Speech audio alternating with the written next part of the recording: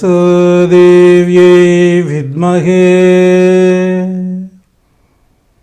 कालसर्पदोषनिवारिण्यै च धीमहि तन्नो देवी प्रचोदयातु।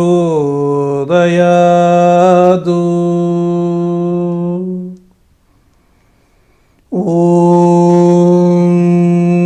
ह्रीं श्रीं क्लीं ऐं मनसादेव्यै स्वाहा।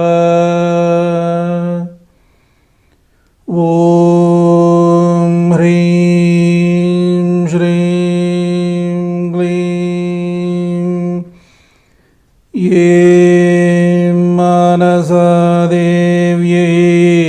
स्वाहा।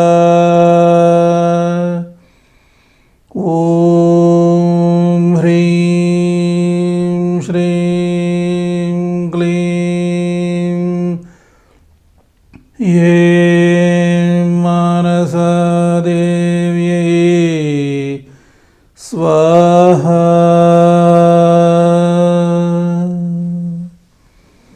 శ్రీమాత్రే నమః. మానస వైభవం కార్యక్రమానికి స్వాగతం. యోగి ప్రేక్షకులందరికీ శుభాశిష్యులు. మనం మానస వైభవం కార్యక్రమంలో మానస అవతార రహస్యం, ఉపాసనా క్రమం, దివ్యలీలా విలాసం, భక్తుల యొక్క అనుభవాలు, అనుభూతులు ఇత్యాదులన్నీ కూడా మనం తెలుసుకుంటూ ఉన్నాం. కలికల్మషనాశని, కలియుగ ప్రత్యక్ష దైవం, సంపూర్ణ కాలసర్పదోష నివారిణి అయినటువంటి మానసాదేవికి సంబంధించినటువంటి ప్రధానమైన శక్తిపీఠాలు ఉత్తర భారతదేశం గంగా తీరం హరిద్వార్లో కొండపైన ఒకటి, దక్షిణ భారతదేశం ఆంధ్రప్రదేశ్ పశ్చిమ గోదావరి జిల్లా తణుకు పట్టణానికి కేవలం 10 కిలోమీటర్ల దూరంలో శ్రీ ముఖమల మహాక్షేత్రంలో పావన వశిష్ఠ బ్రహ్మగుండ గోదావరి నదీ తీరాన వాల్మీకి దేవాలయంలో నవనాగ సహితంగా ఒక శక్తిపీఠం వెలుగొందుతూ ఉన్నాయి. ఈ రెండు ప్రధానమైనటువంటి శక్తిపీఠాలు. మనం పిల్లలు చాలా చక్కగా అభివృద్ధి చెందాలి అనేటువంటి ఆలోచనలో చాలా ప్రయత్నాలు చేస్తూ ఉంటాం. కానీ పిల్లల యొక్క అభివృద్ధి అంతంత మాత్రంగానే ఉంటుంది. అయితే ఇక్కడ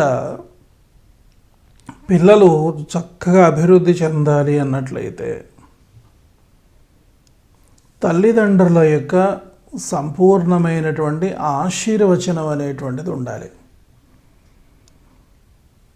అంటే ఇక్కడ ప్రతి ఒక్క వ్యక్తి యొక్క చేతులలోనూ బహుశక్తి దాగి ఉంటుంది, అఖండమైనటువంటి శక్తి ఉంటుంది. ఇక్కడ మీరు గమనించారో లేదో, తల్లి యొక్క కరస్పర్శతో పెరిగినటువంటి పిల్లవానికి, ఆయాల చేతిలో పెరిగినటువంటి పిల్లవానికి ఎంతో వ్యత్యాసం ఉంటుంది. ఆరోగ్యం విషయంలో, తేజస్సు విషయంలో, ఉత్సాహం విషయంలో, అన్ని విషయాల్లోనూ కూడా వ్యత్యాసం మనకు కనపడుతుంది. అయితే ఇక్కడ పిల్లలు ఎప్పుడూ కూడా తల్లిదండ్రులకు దగ్గరగానే ఉండాలి. ఇప్పుడు చూడండి, మనం బయట హోటళ్ళకు వెళ్ళి రకరకాలైనటువంటి పదార్థాలు తిని వచ్చినప్పటికీ కూడా ఇంటికి వచ్చిన తర్వాత అమ్మ చేత వండినటువంటి, చేత్తో కలిపినటువంటి ఆవకాయ అన్నం రుచిగా ఉంటుంది. అయితే ఇక్కడ ఏమిటి? చేతిలోనే ఉంది శక్తి. ఇప్పుడు చూడండి, ఇప్పుడు ఏదో ప్రాణిక్ హీలింగ్ అని చెప్పి ఇలా చేతులతో ఇలా ఇలా ఇలా ఇలా ఏదో అంటున్నారు. అయితే ఇక్కడ ముఖ్యంగా దృష్టిలో ఉంచుకోవలసినటువంటిది ఏమిటంటే, కన్న బిడ్డలను తల్లిదండ్రులు తమ యొక్క కరస్పర్శతో హీలింగ్ చేసినట్లయితే వాళ్ళు శక్తివంతులు కాగలుగుతారు. అందుచేతనే పిల్లల్ని ఎప్పుడూ కూడా తల్లిదండ్రుల యొక్క ఆశీర్వచనం స్వీకరించాలి అని చెప్పేసి అని చెప్తూ ఉంటారు పెద్దవాళ్ళు. తల్లిదండ్రులే ప్రత్యక్ష నారాయణులు, ప్రత్యక్ష లక్ష్మీనారాయణులు, ప్రత్యక్ష పార్వతీ పరమేశ్వరులు, ప్రత్యక్ష దైవాలు అన్నారు. ఎందుకని అన్నారు అంటే తల్లిదండ్రుల యొక్క కరస్పర్శతో అఖండమైనటువంటి శక్తిని సాధించుకోగలుగుతారు పిల్లలు. అదేవిధంగా పెద్దల యొక్క ఆశీర్వచనం కూడా స్వీకరించమంటూ ఉంటారు. ఆశీర్వచనం అంటే ఏమిటి? ఇప్పుడంటే అక్షంతలు ఇట్లా ఇట్లా వేస్తున్నారు అనుకోండి. పూర్వం ఆశీర్వచనం అంటే 2 చేతులు కూడా బ్రహ్మరంధ్రాన్ని అట్లా తాకి ఆశీర్వచనం చేసేవారు పెద్దవాళ్ళు. అంటే వాళ్ళ యొక్క చేతిలో ఉన్నటువంటి ఆ అఖండ శక్తి ఏదైతే ఉన్నదో ఆ శక్తి ఆ యొక్క బ్రహ్మరంధ్రం గుండా శరీరం అంతా కూడా వ్యాపించి ఆ యొక్క వ్యక్తిని చైతన్యవంతం చేస్తుంది ఈ యొక్క శక్తి.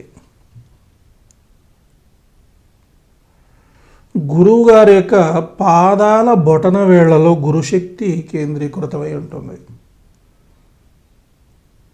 అదేవిధంగా తల్లిదండ్రుల యొక్క అరచేతులలో అఖండమైన శక్తి నిక్షిప్తమై ఉంటుంది. చూడండి, ప్రత్యక్షంగా తల్లి పిల్లవాడికి చక్కగా నూనె రాసి నలుగు పెట్టి తలంటు స్నానం చేయించినటువంటి పిల్లవాడు సంపూర్ణమైనటువంటి ఆయురారోగ్యాలతో విలసిల్లడమే కాకుండా చాలా ప్రశాంతంగా నిద్రపోగలుగుతాడు. ఆ విధంగా కాకుండా ఊరికే ఎవరో బయట వాళ్ళు పనివాళ్ళో పాలేళ్ళో స్నానం చేయిస్తే ఈ సుఖం అనేటువంటిది ఉండదు.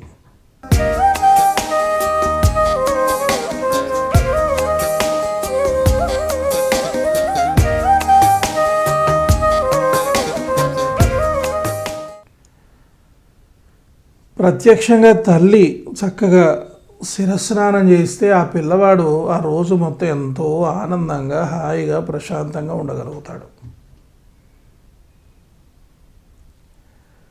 ఇంట్లో పెరిగినటువంటి పిల్లలకి హాస్టల్లో పెరుగుతున్నటువంటి పిల్లలకి ఎంతో తేడా ఉంటుంది. ఎంత జీడిపప్పులు పిస్తాలు బాదాలు ఇవన్నీ కూడా వేసేసి వండి పెట్టినప్పటికీ కూడా హాస్టల్లో ఇంట్లో అమ్మ పెట్టేటువంటి ఆవకాయ అన్నానికి సరిరావు. అంటే ఇక్కడ ఏమిటనమాట, అక్కడ ఆహారం కాదు ప్రధానం, అమృత హస్తమే ప్రధానం. తల్లి యొక్క కరస్పర్శ, తండ్రి యొక్క కరస్పర్శ, తల్లిదండ్రుల యొక్క ఈ కరస్పర్శ ఏదైతే ఉన్నదో అది పిల్లలకు శ్రీరామ రక్ష అవుతుంది. పిల్లలకు భద్రతా భావం కలుగుతుంది. నాకు అన్నిటికీ నా తల్లిదండ్రులు ఉన్నారు, అన్నిటికీ నా తల్లిదండ్రుల దగ్గరుండి నన్ను చూసుకుంటున్నారు, నాకేం భయం లేదు అనేటువంటి భద్రతాభావం అనేటువంటిది పిల్లల్లో వృద్ధి చెందుతుంది. అయితే వీటితో పాటుగా అంటే తల్లిదండ్రుల యొక్క ఆలన పాలనతో పాటుగా తల్లిదండ్రులు మహామహిమాన్వితమైనటువంటి ఉపాసనలు చేసి కనుక ఆ యొక్క ఆశీర్వచనాన్ని ఆ యొక్క కరస్పర్శను కనుక చేసినట్లయితే మరింత శక్తివంతం కాగలుగుతారు పిల్లలు. అయితే ఇక్కడ చూడండి, పెద్దవాళ్ళ యొక్క ఆశీర్వచనం తీసుకోవడం అంటే వాళ్ళు ఎప్పుడు కూడా నిరంతరం ఏవో పూజలు జపాలు తర్పణాలు హోమాలు చేస్తూ ఉంటారు. అట్లాంటి వాళ్ళ యొక్క చేతులు మహామహిమాన్వితాలు.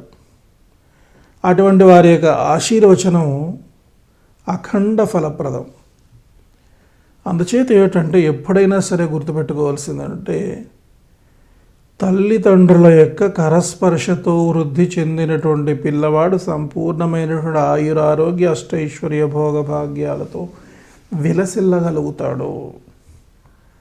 అంచేత పిల్లలు ఎప్పుడూ కూడా తల్లిదండ్రులకు అందుబాటులో ఉండాల్సిందే. తల్లిదండ్రుల యొక్క సంరక్షణలో ఉన్నట్లయితే వాళ్ళ యొక్క అభివృద్ధి అనేటువంటిది చాలా విశేషంగా ఉంటుంది.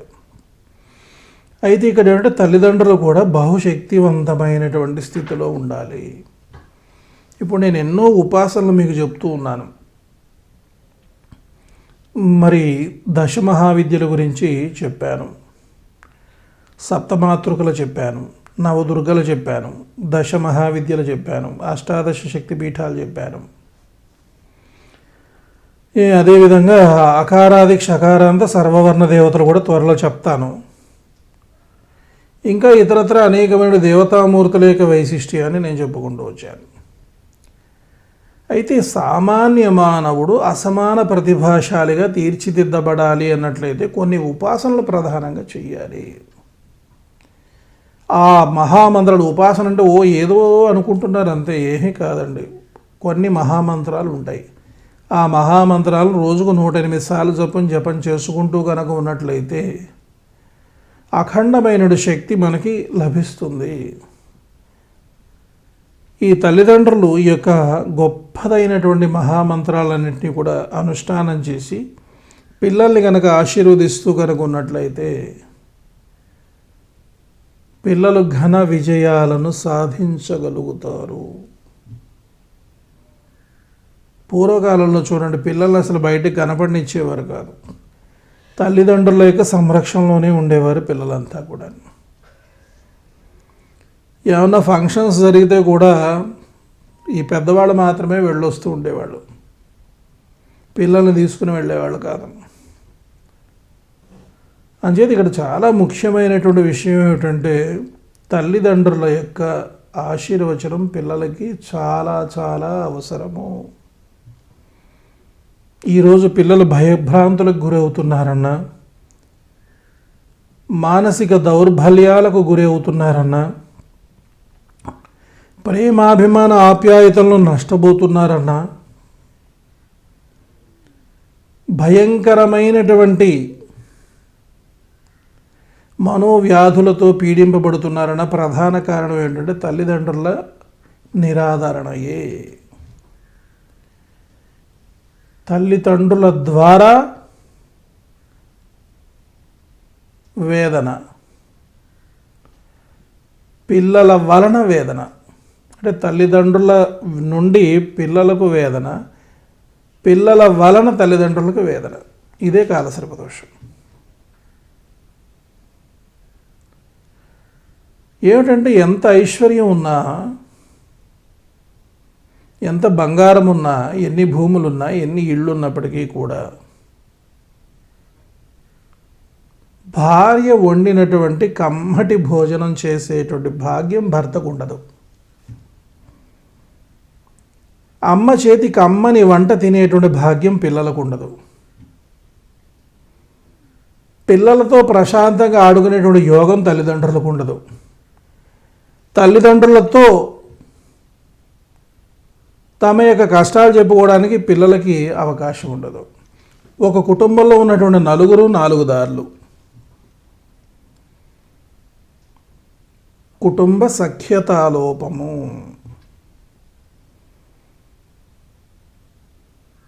కుటుంబంలో సఖ్యత అనేటువంటిది ఉండదు. కలవలేరు ఎవరు కూడా, నలుగురు ఒకేసారి కలవలేరు. ఇదంతా కూడా దేని వల్ల ఏర్పడుతుందంటే కాలసర్పదోషం వల్ల ఏర్పడుతుంది. చిన్న కుటుంబంలో ఎవరి దారిని వాళ్ళే అన్నట్టు ఉంటుంది. పూర్వం పెద్ద పెద్ద కుటుంబాలు అందరూ ఒకటే, ఏకీకృతమై ఉండేవారు. అందుచేత ఈ యొక్క కాలసర్పదోష విజృంభణ చేతన కుటుంబంలో విచ్ఛిన్నం ఏర్పడిపోయింది. ఒకరంటే ఒకరికి ప్రేమాభిమానాప్యాయతలు లేకుండా పోయాయి. ఇవన్నీ ఎందుకు చెప్తున్నానంటే మనం అసలు ఏమి సాధించాలి, ఎందుకోసం భగవంతుడు మనకి ఈ శరీరం ఇచ్చాడు, మన యొక్క జీవిత పరమార్థం ఏమిటి అనేటువంటిది తెలియకుండా పోయింది.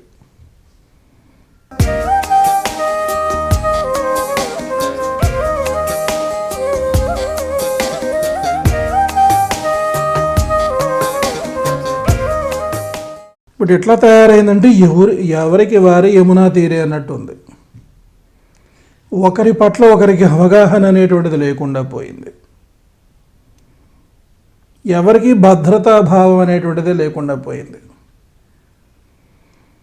పూర్వం భర్త సంపాదించిన డబ్బంతా పట్టుకొచ్చి బీరువాలో పెట్టి బీరువా తాళం భార్యకి ఇచ్చేవాడు. ఇప్పుడు ఇవ్వగలుగుతున్నాడా?